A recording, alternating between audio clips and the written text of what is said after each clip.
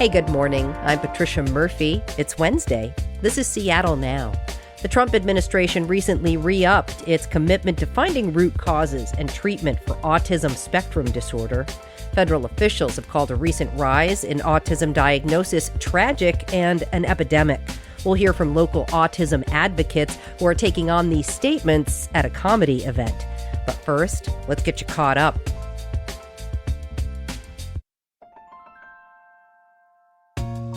Voters, has your ballot been counted? The Stranger reports that thousands of King County ballots have been challenged due to signature-related issues.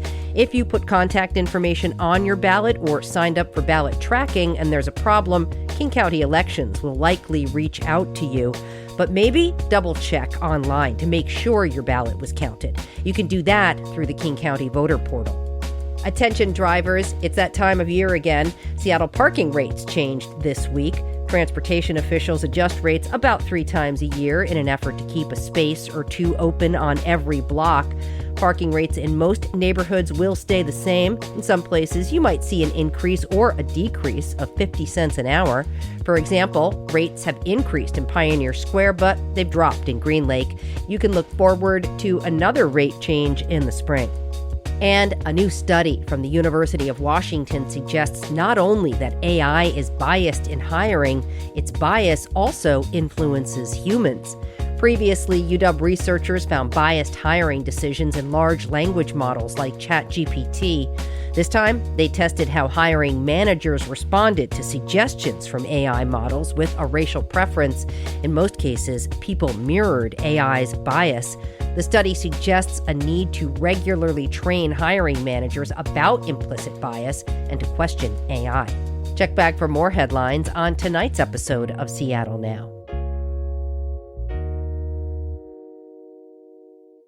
When the ARC of King County announced they were putting on a comedy event to dispel the notion that Tylenol causes autism, some of the comments on social media weren't particularly kind.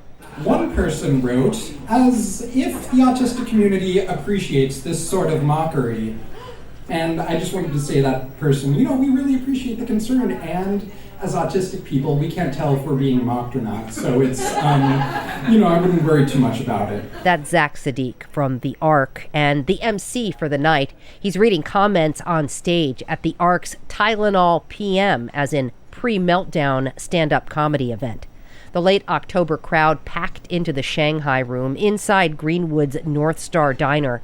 3 comedians took turns making jokes about their autism and poking fun at the Trump administration's attitude towards the developmental disability. In September, the White House announced they would be taking bold new actions to confront the nation's autism spectrum disorder epidemic. The administration claimed without proof that medicines with acetaminophen, like Tylenol, cause autism prenatally. U.S. Secretary of Health and Human Services Robert F. Kennedy Jr. has since walked back the claim, stating that acetaminophen and autism are not definitively linked. But the administration says it still wants to find root causes and treatment for autism. Locally, the ARC of King County is one of many resources for people with autism spectrum disorder and other developmental disabilities. But at the Shanghai Room, they set out to make people laugh and raise a little money at the Tylenol pre-meltdown. Comedian Marie Elizabeth has a day job as a social worker. I'm going to describe myself as I'm half Betazoid and half Vulcan, but I was raised by Klingons. So obviously I'm autistic. And if you guys understood what I said, then I would love to be either best friends or we can make out. And it's your choice. It only gets spicier from there, and you'll have to trust us. For Marie, doing comedy is a powerful way to feel seen.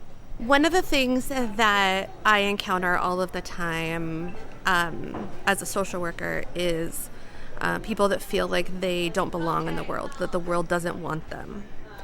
So to have a space where we're not only pushing back on the narrative of what it means to be autistic and what causes autism, as opposed to just sort of a natural deviation in the human condition, but to laugh at it and to play and connect, it's really powerful. Seattle Now caught up with ARC employees Zach Sadiq and Tommy McElroy before the show to talk about the Trump administration's perception of autism. Zach, Tommy, really glad to talk to you. Thanks so much for inviting us to your event. Yeah, thanks for being here. We're always thrilled when people show up. Yeah, are you hoping for a good crowd tonight? We'll see. I mean, it's one of those things where, like, you don't know how many people you're going to get. We could get, like, hundreds. We could get, like, two. So we'll see. Yeah, let's talk a little bit about what you're doing here tonight. I heard RFK Jr.'s announcement that, Tylenol apparently now contributes to autism, which I thought was great. Really good news. I like Tylenol. I get a lot of headaches just from like the sensory related disabilities I have. And I was like, ooh, something that increases my autism. Feels great. But I also knew, like as a social worker, this is the kind of thing that often contributes to the stigma that autistic people encounter out there in the world. And so, the ARC of King County, the organization I worked for, wanted to show how seriously we're taking the situation by inviting the professionals who we think are best equipped to handle the specific situation, which is autistic comedians. And, thrilled that I found three who, also thought that this was a great idea. And, hopefully they'll have good comedy as well. I do want to talk about how the government is framing autism right now and the unproven claims around Tylenol, which, as we're recording this, are being somewhat walked back by RFK. At least some part of me feels like, hey, they did it because of this event. Maybe there's no, specific proof, but there is some causation. So, Well, people have been talking about it, and I think the dialogue has leaned towards science, and maybe that has been helpful here. What do you think when you hear statements like this coming from our government? I think as someone who's autistic, this has been happening to the community for so long in ableism and oppression. And it's really not a surprise. It's really unfortunate and disheartening, and I think it just kind of goes to show the long-term impacts on access to services. Like, I'm doing a research paper about community mental health and autistic suicide rates and how we can better serve the autistic community and have better access to care, changing modalities. These kinds of statements are harmful to people with autism. Pretty much all autistic people I know have encountered stigma in their lives. And, it often feels like statements like RFK's and Trump's just, continue to perpetuate that stigma. It's like, the search for like a cause is, often, at least in my mind, related to the fact that a lot of people just see autism as something bad or something wrong. It's like, oh, what's the cause of this, tragedy? Autism, it impacts people in a lot of different ways. Some, maybe aren't able to speak with their mouth parts. Some may need like 24-hour care, but autism shouldn't, be seen as like dehumanizing. It shouldn't be seen as making someone any like less worthy of love or care. For us, it's an especially, vulnerable time since a 4-year-old autistic boy was murdered 2 weeks ago. King County prosecutor's office is charging his mother for the murder. So it's like, these attitudes are connected in a way. It's like, autism can be seen as dehumanizing, and oftentimes, the deaths of autistic children is just an example of that ableism Tommy was talking about in the most sort of like extreme way. Tommy, do you think that the statements from the Trump administration are harmful to the autism community? I think it pushes this rhetoric that autism is something that needs to be treated and something that, as you grow up with, that is a negative part of you, and that is not true. We do these presentations, these trainings at the ARC called Disability is Diversity. And the more diversity we can offer to the world, the better it will be.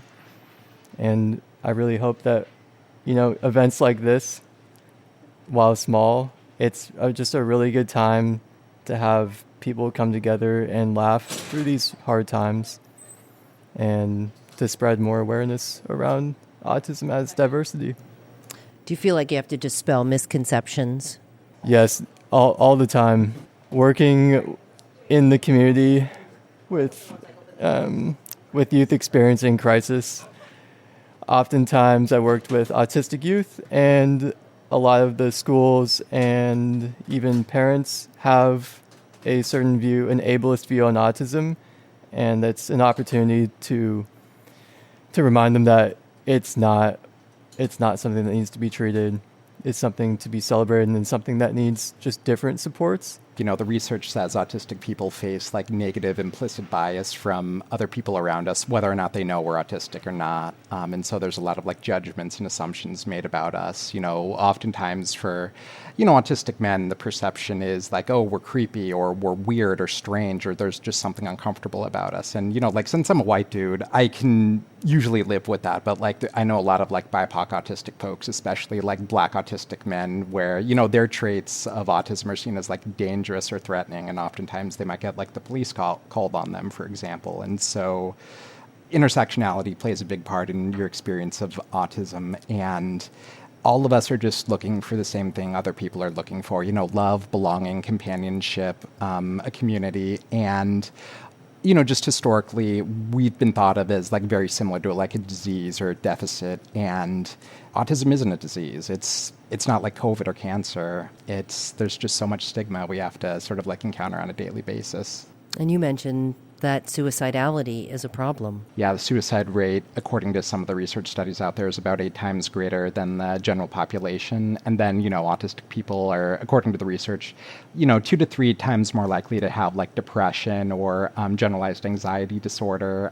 You know, we're much more likely to have, you know, co-occurring like health conditions like, you know, autoimmune conditions, very common in autistic women and femmes. And so it's one of these things where, like, I don't think it's the autism itself that causes that, but just the stress and the trauma we sort of like encounter on a daily basis that leads to those types of conditions. Now, the Trump administration said that there's been a 400% increase in autism diagnosis among children. Is there an upside to that increase in diagnosis? Yeah, I think increased access to diagnosis helps a lot of people. I know for me personally, once I got my diagnosis, which was pretty recently, a few years ago, it helped my mental health out so much to understand myself, to be able to give myself a break and not be so critical and understand why the world is the way it is, and understanding my journey with depression and anxiety in a better way. And I hope the same for other young people, and especially getting that diagnosis at a younger age and then being able to get those supports earlier on and learning to truly love and embrace how you're different. And I think that's such a universal right, is to be able to embrace yourself. I appreciate that answer. We're at a comedy show here, so maybe we should talk about how comedy can help with this kind of situation. Oftentimes our lives can just feel so ridiculous or just so strange. And, you know, for a lot of us, like, comedy is a release. You know, it's one of the ways we can just like cope with the stress or, you know, lack of like predictability, and just, you know, try and make light and process our trauma that often happens. We have a lot of, like, our rates of co-occurring mental health challenges are high, and we face a lot of extra stimulus on the day-to-day, and so life is a lot, but being able to come together, take a break and laugh, it's a nice reprieve.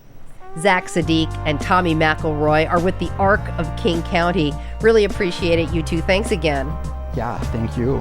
Thank you so much. I'm a big fan of Seattle now, so it's really cool to have an opportunity to be here. Thank you for listening to Seattle Now. Today's episode was produced by Vaughn Jones. It was edited by Andy Hurst. Our production team also includes Caroline Chamberlain Gomez, Brooklyn Jamerson Flowers, and Paige Browning. Greg Kramer does our theme music. Seattle Now and KUOW Public Radio are members of the NPR network. I'm Patricia Murphy. See you soon.